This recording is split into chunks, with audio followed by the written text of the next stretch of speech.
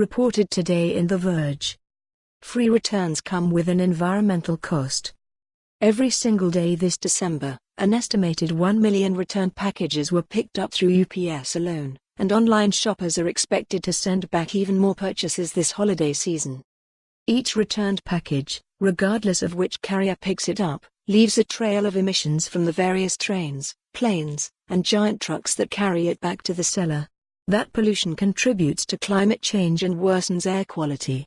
Many of the discarded items head to a landfill. The environmental problem is only getting worse as e-commerce grows and free returns become the expected norm for shopping online. The biggest flood of returns will come on January 2nd as people head back to work after the holidays, when UPS expects to handle nearly 2 million return packages. That's a more than 25% jump from the packages it handled the previous year on January 2nd, which UPS has dubbed National Returns Day. Amazon, which has driven the new shopping trends, just expanded its free return policy and is also delivering more of its own packages than ever.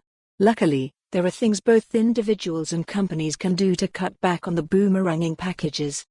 Retail consequences. People need to be aware that there are environmental consequences of sending back their returns.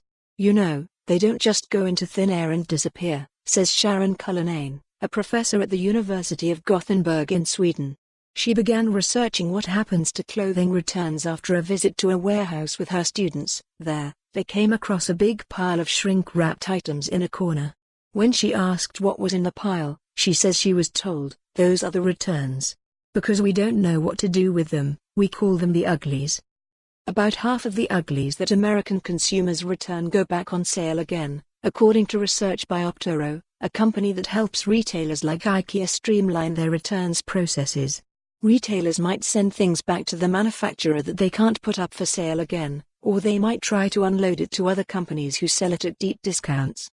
Wherever the unwanted purchase goes, taking it there means more trucks pumping out more planet-warming carbon emissions and other harmful pollutants.